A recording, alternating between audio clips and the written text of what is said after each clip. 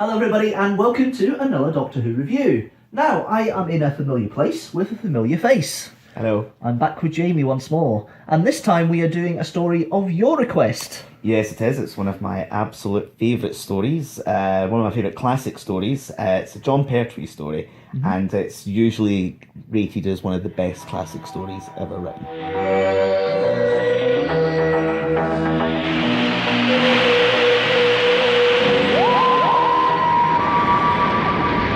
Right, last time I did a review with Jamie, I forgot the synopsis from the television companion.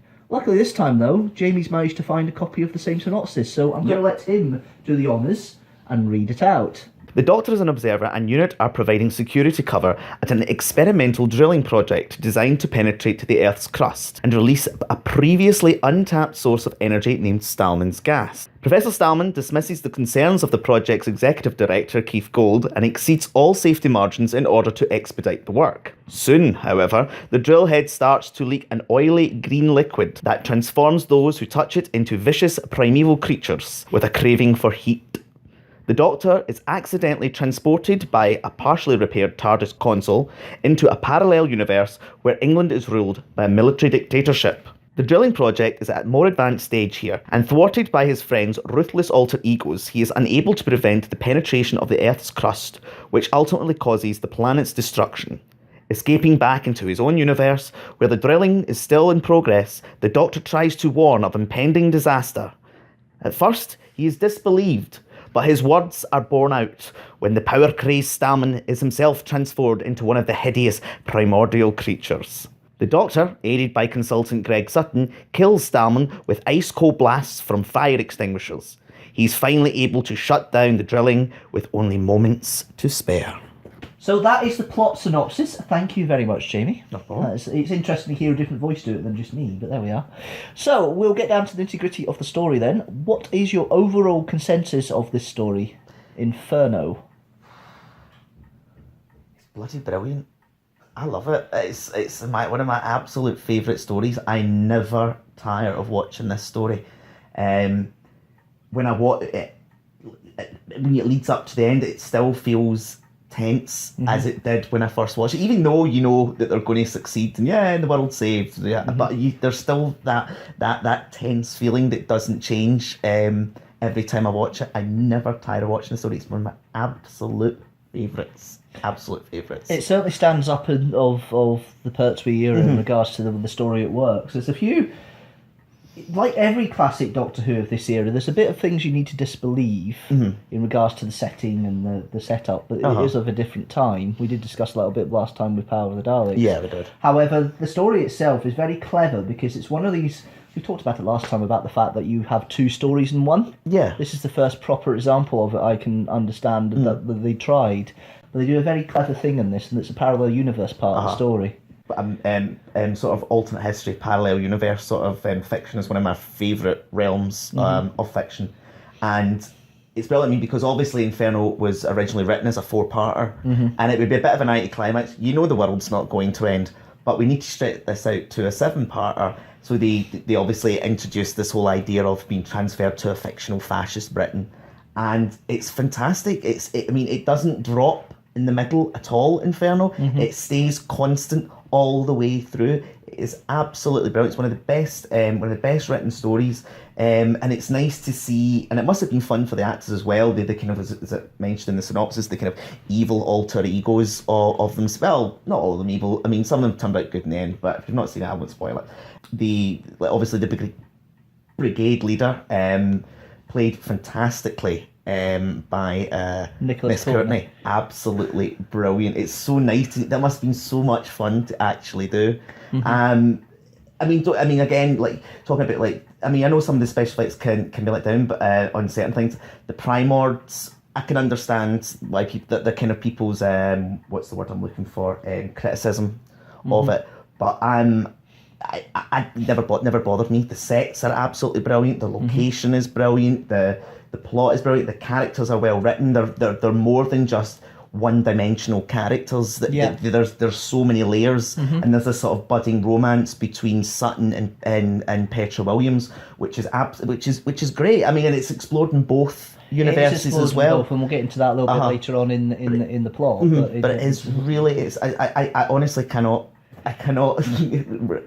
praise this story enough. I really can't. But it's very Quatermass. Yes, it is. It's got a lot of elements of Quatermass in it. Well, when obviously when Jon Pertwee took over the role, and obviously because they're now trapped on Earth, I think that was one of the kind of inspirations for a lot of the stories, that he's obviously not going to be travelling, so everything has to come to him.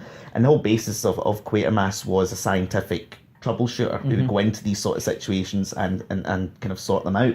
And they've obviously done that here with the first season of Jon Pertwee's first season, and I think it worked really, really well. I think it really did. I mean, without that, we wouldn't have really have got the kind of unit would never have become such an established part of Doctor Who canon. We wouldn't have really the Brigadier, Sergeant Benton, Joe Grant. These characters would not have become so important in terms of whodom if we didn't actually have that exile to Earth scenario.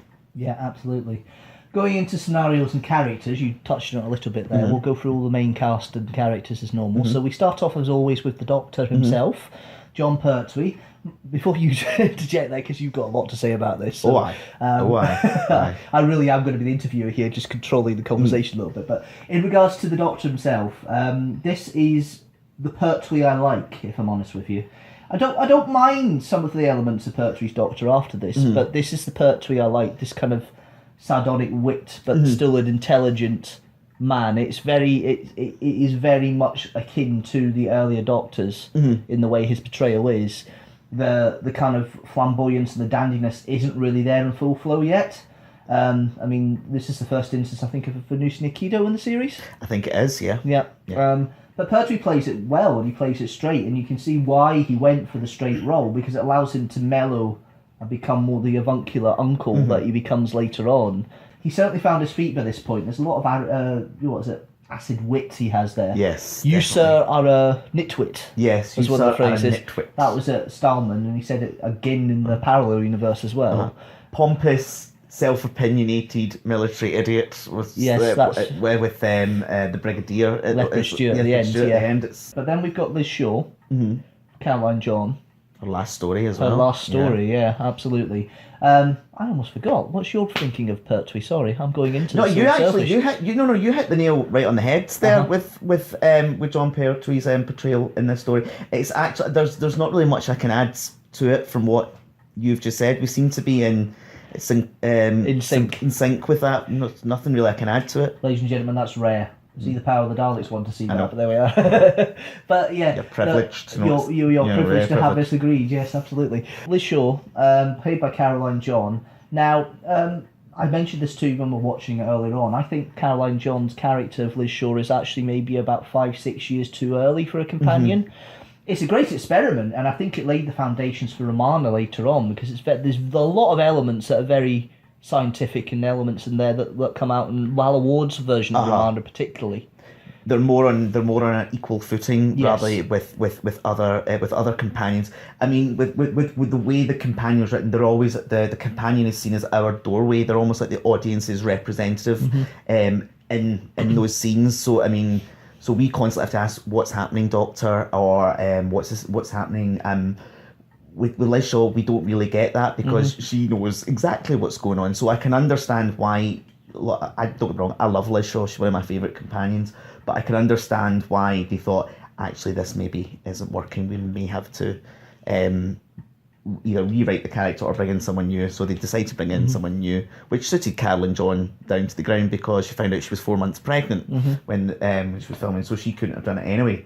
But there is certainly elements of a prototype Romana. Yeah. Maybe not with the aloofness of Romana, but definitely with the knowledge and the scientific capability is definitely up there with the Doctor. I can understand that where those elements kind of fit in. I mean, she's not the first intelligent female companion. Oh no. We had Zoe.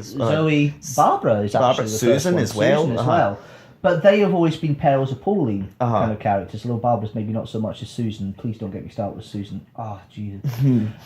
Sorry, she is not one of my favourite companions, if you probably noticed with the Aztecs. I'm name-dropping a lot in my reviews here. I mean, there's certainly characteristics there, but there is an intelligence companion there, but she's not really paired as a Pauline. She's really independent and works off the Doctor, and the Doctor gives her little code words to do stuff in the hut. And she knows exactly what to do. She's not asking questions or anything. It's it's kind of like it's a relationship you're probably more likely to see in the new series with some of the companions than you would see in the old series. It's quite refreshing in that respect. See, I mean, obviously with the scene where the console first disappears, and she knows exactly what to do.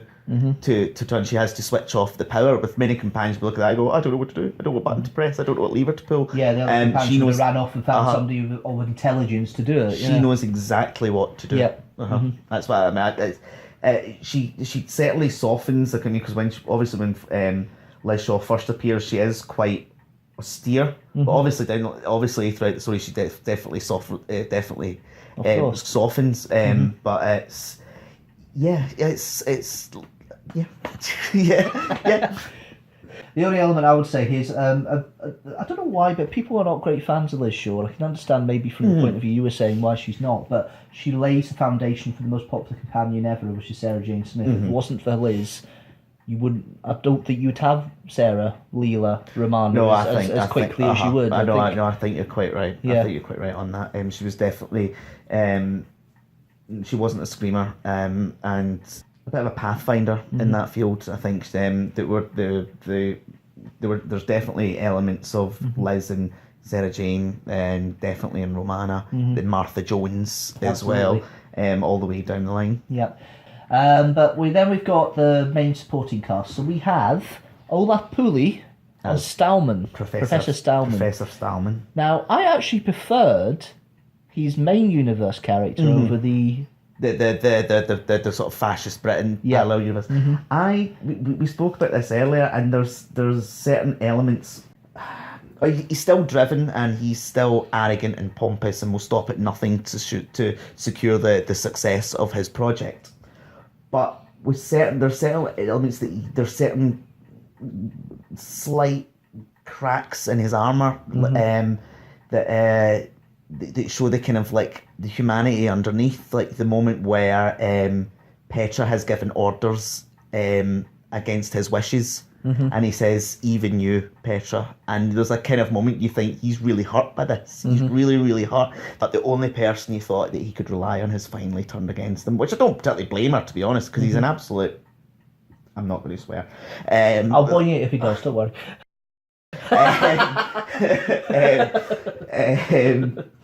But the difference was with the alternate Stallman, when he is transforming into a Primord, he actively wants to turn other people into Primords, like he's dragging people's body and putting their face in sticking their faces in the rubbing, ooze, literally rubbing him in it. Yeah.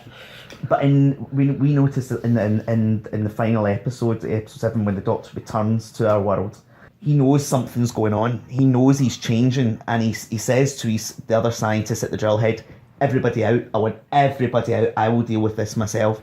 And then he closes the blast doors. And there's a kind of thought that it was an afterthought of thinking that I think he's trying to protect these other scientists to stop them from turning into him. Yeah, he knows that whatever's happening, he can't stop it.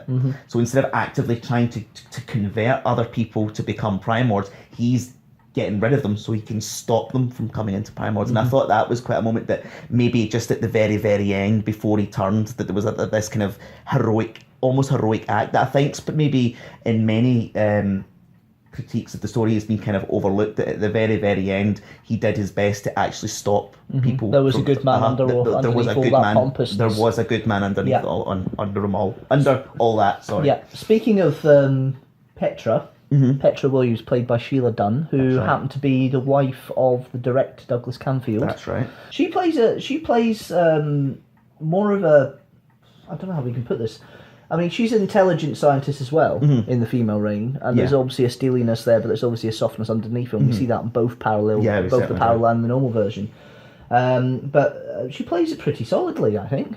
I think she does play it pretty so. well. She's absolutely outstanding. But she's certainly in a mould of Liz Shaw and the way she works and the way she thinks of things. You know, she's not just a glorified secretary. She actually knows what she's doing. Yeah. You know, she's a scientist. she is a scientist. Although it's portrayed initially that she is just a glorified secretary, but you actually find out very quickly that she's not. That's what like Sutton says. You can help me type up a few letters, and she brings them down. Say, I'm not his secretary. I'm the executive assistant on this project. So go get somebody else to type your letters. Yeah, absolutely, and she does that quite well. But I think it's well performed in that respect. Oh, definitely. I mean, I don't really have too much of an opinion apart from that. I'm afraid it's not as in depth as Stout with anybody else. I know. But speaking of other characters, we'll go back to some of the other supporting cast in a minute. But we'll go back to one of the main regulars, Mr. Courtney. Oh yes, Brigadier and Brigade Leader Lethbridge-Stewart. Am I imagining things, or is the relationship between the Doctor and the Brigadier becoming the warm relationship they had later on? Yeah. Because the first few stories of the 7th season, there is still that kind of difference between them. There is a friendship there, but the Brigadier is very much you're a colleague, you're not a friend. There's a couple of elements in here where you can see there actually is a friendship there, because there's a moment when the Brigadier is putting up his office in the very first episode, and the Doctor comes in and sees one of these school tie photographs, and he's trying to when he was in passing out school or whatever, and there's a photograph of all of them sitting there, Sandhurst or something like that. Sandhurst or something like that, and the Doctor basically takes the piss out of him. Now, a couple of stories before, Lethbridge-Stewart probably would have told him off for that. Yeah, exactly. But there's a small smile on his face. It's like, all right, you have your fun. I'll get back to you later. I'll get you back later. And it shows again at the end of the story when the Doctor has his rant as he disappears with the TARDIS and ends up in the junk heap 100 yards away, and he comes back and asks, he's trying to phone with the Brigadier afterwards. The Brigadier stands there. You just took the piss out of me. What are you doing? But let's not bear grudges. Yeah, exactly. And I think he plays it very well as the normal Brigadier, but he excels himself. Oh, definitely. As Brigade Leader. This is probably one of the, if you like the Brigadier, this is probably one of the best stories to watch. I mean, he definitely rivals Jon Pertwee in terms of screen presence in this story, definitely. I mean, because obviously you've got the good Brigadier, but you've got Brigade Leader, and he's brilliant. This fascist braggart, and it must be a lot of fun to play. It must be an awful lot of fun to play the villain for once, and the eye patch as well. So we talked about the Brigadier, and we'll go into the other unit member. Who's coming into his own here, Benton. Yes, Sergeant Benton. So, what's it, Brigade Underleader? Platoon Underleader. Platoon Underleader in the alternative, but obviously we know him as Sergeant Benton. This is the first time that Benton's allowed to flourish. Yeah, definitely. He's kind of more of a kind of supporting role, almost a background character with previous stories, but he definitely comes into his own in this, definitely. Yeah. And of course, John Levine's in his element being a primoid. Oh, definitely. As well. It's obvious he enjoyed that when he did it. And he's absolutely brilliant. He plays it so naturally, plays it so well. And well, it's essentially 3 roles that he's doing here. He's playing Sergeant Benton, Platoon Underleader Benton, and Primord Benton. And he plays them all fabulously. He does play well. Really well. He's a great addition. You can see why Benton became a fan favourite later on. Because the way he just plays it is quite soft. And there's a scene in there where Benton's trying to get Scarman to come in our world, and he's slightly timid about it. And Brigadier has to actually get him to physically use force to drag Scarman in. Yeah, and that softness never goes away. No, there's always that kind of softness there with Benton, but you can tell obviously there's another element with a parallel one. With the platoon leader when he's shouting when he's doing the drill with the soldiers outside. I mean, it's the opposite end of it. He's obviously more colder, more harsh. He's still drilling his men, even though the world is ending around them. Yeah. So, but yeah, he plays them. I think he plays them very well, and I think it's good that we get to see more of Benton, because I mean, as you said, he is a fan. He is a fan favourite. He is a fan favourite. We'll quickly move on to the others, as we're realising we've got a bit of time here. Greg Sutton, played by Derek Newark. Nice, I like him. Nice contrast to Nice Stallman. contrast. I mean, the character's the same in both worlds. I think he's just a bit more abrasive in the parallel one, because obviously the nature of that world. But he's not really any different in either, to be fair. Well, I think, it's the only difference to the character that in our world he's asked to come and join the project by Sir Keith Gold, but obviously in the parallel world he's essentially drafted. He's there against his will. He has no choice. A kind of very tough character. Definitely full of machismo, but very soft and very gentle and quite funny as well. And it's nice to see that obviously that he and the Doctor get on well, and they kind of laugh at each other's jokes at certain points through the story. And even when he goes to the parallel world, that relationship still continues, even though it's a different Sutton. Yeah. And I really, really like his character. And it's nice that he and Petra, our world, not the parallel world, they end up being, the lava. They end up together, which is always very sweet in the end. So it is very sweet, and this is my turn to say I completely agree with you. No, we'll move on. Yay! We did this for the Doctor. We've reached Detoled. Yes, we have. Yes, and then the final one. I've left the best to last. I think Christopher Benjamin as Keith Gold. Oh yeah. So Keith Gold, the civil servant you want to see in every Doctor Who story of that era, and he's just brilliant. He's so nice. He's so. He's almost like you're the perfect boss. He's a human. Which is something you don't see much in the ones where the civil servants come in the Pertwee era. He's a human being. I mean, I think of stuff like Claws of Axos is the best example. Sea Devils and stuff like that. They're just these kind pompous civil servants. Pompous little Englanders, and it's but he's really nice, and he's concerned. He's concerned he's concerned about the safety of the project, but he's also concerned about the people who are working on that project as well. And he's really, really nice. It was quite sad not to see him in the parallel world, because you kind of think, was he a good guy in that, or was he a right? It's inferred he's a similar ilk, but I get the impression he's a bit more of a, sadist a little bit. Yeah, well, I mean that's the nature of evil parallel universes. Exactly. So there's always that ulterior motive. Although it's out of fear, which is one thing we didn't mention about the brigade leader very quickly. He's scared. Oh yes, I mean you would be in that situation. Yeah. But where it's the nature of a coward. When the cookie crumbles, so do they. Yeah. And at the very end, I mean, they band together to make sure that the Doctor can get back to our world in order to save it. The brigade leader completely crumbles because he's a complete coward. They have accepted their fate. They know that they're going to die. He hasn't. He will do anything. He will kill the Doctor. He will do anything to make sure he can survive, because at the end of the day, he is a coward. Absolutely. All braggarts and bullies at the end of the day. It's the foundation of their entire personality is they are cowards. We'll move on to the production now, production elements of it, and we'll get on to the direction of here. Now, little backstory here. The director that's credited is Douglas Camfield, who lasted The Invasion, Patrick Troughton story. And he's the one that introduced UNIT, so it's quite fitting he's back again to do another story. Now, of what I understand, he did some of the studio stuff early on and all the filming outside, but then he fell ill.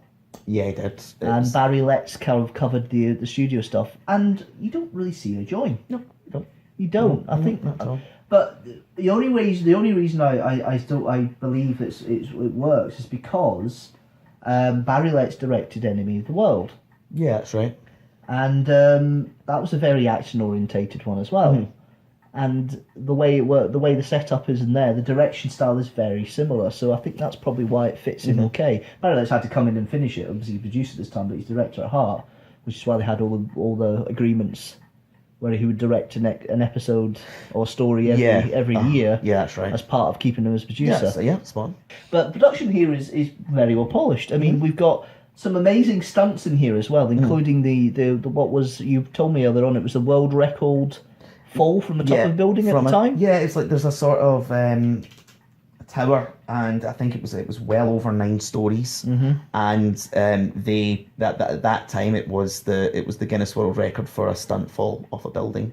I saw that. I think it's obviously been broken. I think it's been broken a few times. But it's at the time, and I mean, I thought that the action sequences were really good. I mean, some of it looked pretty precarious as well. I mean, because they were shooting on top of silos. These silos. I mean, it did look dangerous. It And looked. you've got these little gantries in between them, and they're walking about quite happily, you know. Having to take a camera up there must have been quite frightening. I mean, especially in those kind of narrow wee gantries. It must And a have been. 60mm camera isn't a small thing. It's quite I know it's bulky as well, it's quite chunky.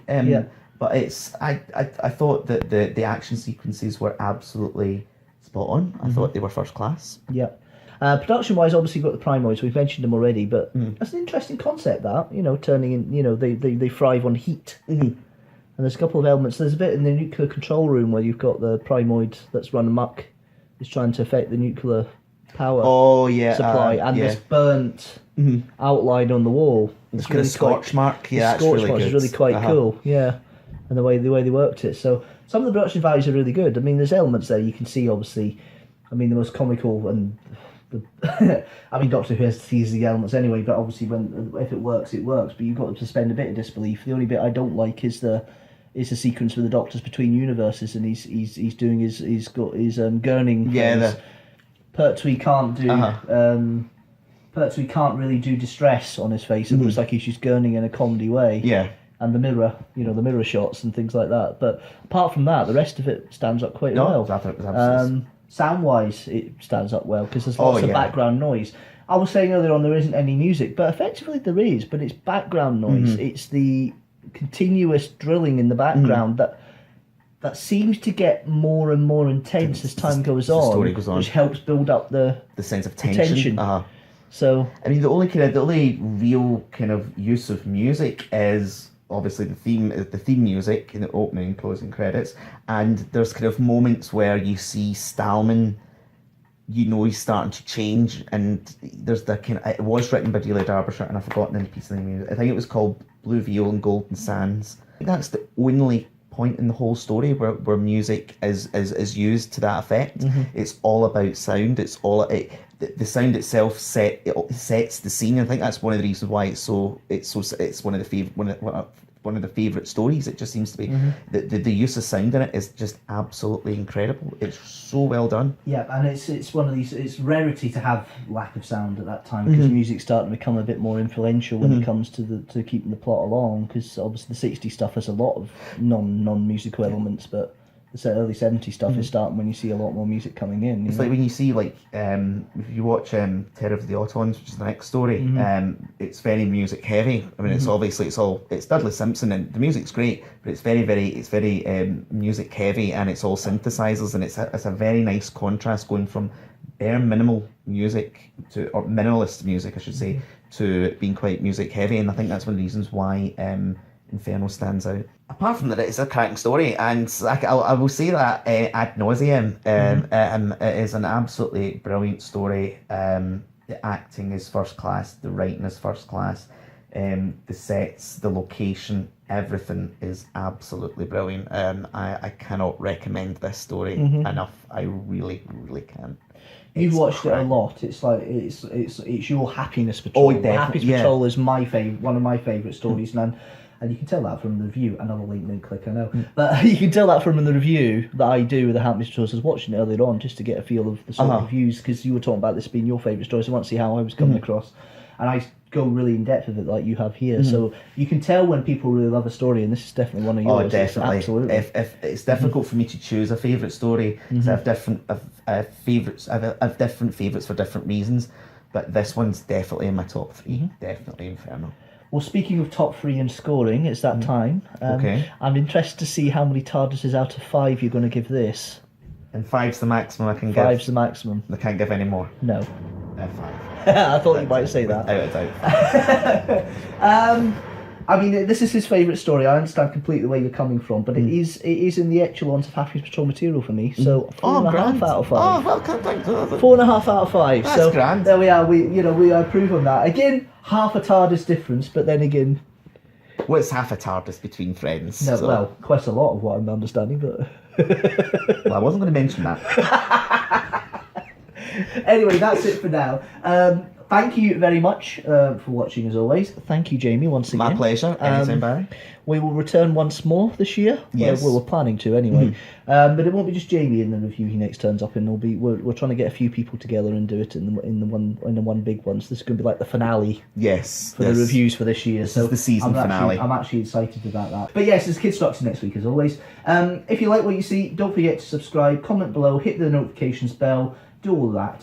Tell me what your favourite Doctor Who story, what your thoughts of Inferno are, and give me suggestions for what to review next year. Don't forget to check out the playlist of all the other reviews I've done so far, and that's it for now. Thank you very much once again, Jamie. No problem, my pleasure. We'll Thank see you. you next time. See you later. Toodaloo.